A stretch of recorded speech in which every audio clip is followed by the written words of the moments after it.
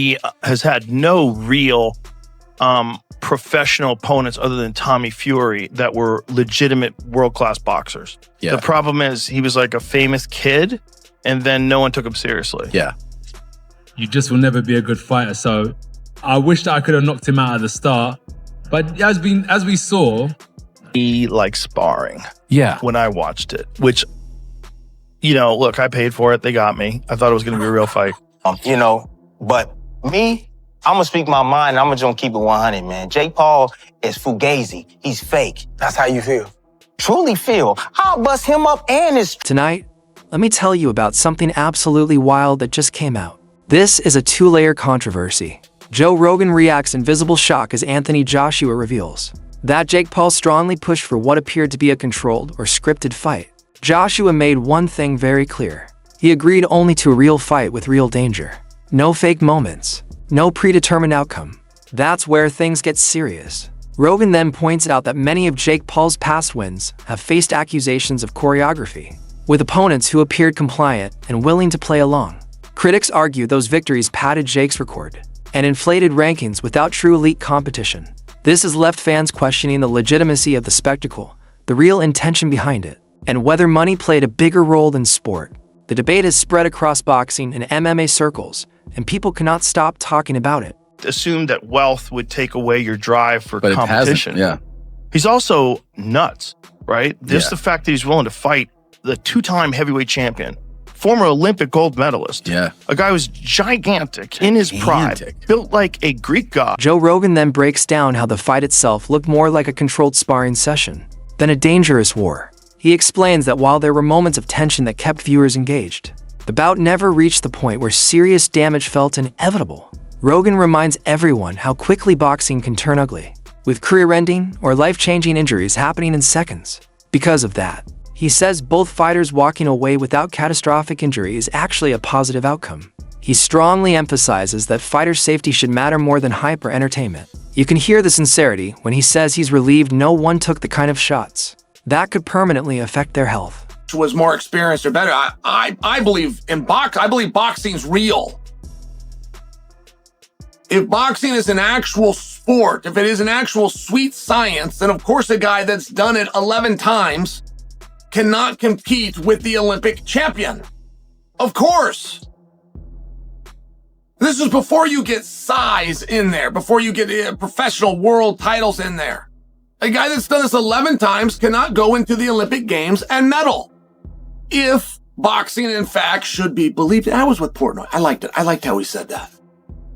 So, that's how I feel too. Because I'm also cheering for Jake Paul. But I get it. I know we're not going to win tonight. But that's a compliment to boxing. And it is very hard for people to digest that Anthony Joshua can't cut him off. He can't find him. He can't do anything with that reach. He can't go out there and rush him. He can't throw this kid in a corner and beat him up. That is disappointing to me. That is baffling to me. As an MMA guy, I will just share with you, that would not be a problem at all. At all.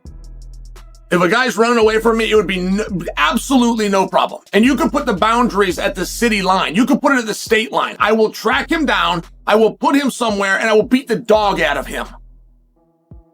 So in a ring, I get where that is really disappointing. I get it, but it doesn't change the fact that that's what happened. And then Joshua, by the way, has the right to turn to some other thing. Where I'm saying he had to cut him off, grab him, throw him in the corner, go beat him up. While I'm saying that, Joshua has the right to go, I could feel some stuff. I knew it was going to come my way, right? For Joshua to say, well, I had the experience, and yeah, he was moving, and yeah, I could have cut him off a little different. But I didn't mind the way this was going. I didn't mind that he was running. I knew he would slow down. I knew he would come to me eventually. Like, for that to be Joshua's... Chael Sonnen then weighs in and says the situation doesn't make sense when you look at it logically. He explains that a fighter with only 11 professional bouts should not be standing across the ring from an Olympic medalist who has trained at the highest level for years. In Sonnen's view, the gap in experience, skill, and ring intelligence is simply too large to ignore. He also stresses that the weight difference makes the matchup even more questionable, as Joshua was not only more experienced but naturally heavier, creating advantages that can't be trained away. Sonnen argues that under normal circumstances, with proper commissions and oversight, this fight would never be approved. To him, it raises serious questions about authenticity, intent, and whether the bout was driven more by promotion than sport. Expect Jake Paul to be fighting like higher level competition.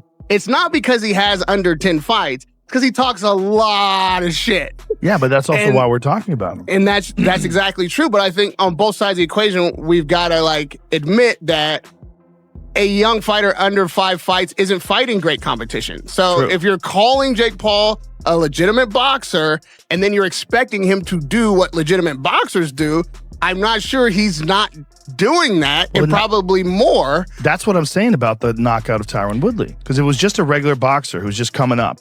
Joe Rogan also acknowledges something important. He points out that Jake Paul has always wanted to prove himself as a real fighter and has consistently stepped into the ring to test himself. Rogan believes Jake performs best when the challenges are real, not scripted, because that's when he can show his true ability.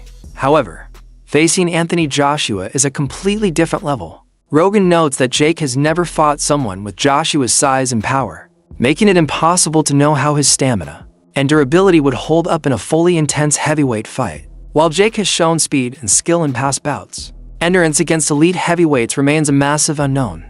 Heavyweight boxing is simply a different world. Hustle, when you built something outside of boxing and you say, hey, yo, I'm coming over here to the sport now and I'm gonna pick and choose who I fight, y'all come follow me. If they follow him, man, I just understand what it is. I know what I'm looking at. You're not gonna fool me over here, save that stuff for them other people, because I'm not gonna believe that I'm the face of, no, you're not the face of boxing. I'm not giving you that because that's for a lifer. But that's what he believes. That's cool, I can't knock him for that. People believe a lot of things for a lot of different reasons. I'm just saying, you can do all the rah-rah stuff, that's your business. But I just know what I'm looking at, right? But on the monetary side and it being an event, the truth is that when he does fight, it does bring attention around the sport. People debate, they argue, people want to see the fight. Is it legit? Is it him and Mike Tyson? No, it's an... Tim Bradley doesn't hold back at all. He openly calls Jake Paul fake and says his fights lack genuine competition. Bradley argues that many of Jake's bouts appear orchestrated, with opponents following a script rather than engaging in real competitive boxing. He explains how these controlled outcomes help build a record that exaggerates Jake's abilities. In a legitimate sporting context, Bradley warns fans not to confuse entertainment with true boxing skill, while the events generate massive attention. Then I found out he made $100 million. I was thinking, well, anybody would fight for $100 million, but bro, he fought. I literally ran into Logan Paul in New York City and I said to him, it was weird too, because I was going into a studio to interview Kamaru Usman for one of my shows. And Logan Paul was at the coffee shop. He's like, DC. I was like, what's up, Logan? Because he does a tremendous job in WWE. Yeah, Logan Paul does. I don't watch WWE, but I know that. Dude, you're huge. He might literally be the best professional wrestler in the world. Really? He's such an athlete, bro. Yeah. He's unbelievable. But I'm just stroking him right now. I swear to God, bro, it's unbelievable how good the kid is. Okay. From the moment he started doing it, he was really good. He can cut a promo, huh? Like, He got what kids say. Promo. He's got a promo, but he's also good in the ring. Okay. He's really athletic. I said to him, I go, what type of safeguards do you have in place to make sure he doesn't get his head knocked off against Anthony Joshua? He's gonna fight Gervonta Davis, who weighed in at 137 2 fights ago. So now you're gonna go fight Anthony Joshua, who weighs all of 250? He said, all right. He said, he's gonna just fight him. I go, man, he's very bold. And then what happened was he ran a lot. Yeah. Here's the thing. Everybody goes, even Eddie Hearn goes, he did better than Francis. And I'm like, well, Francis didn't move around much. Francis thought he could actually fight him because of what he did to Tyson Fury. Right? Couldn't. Tyson Fury might have overlooked him a little bit.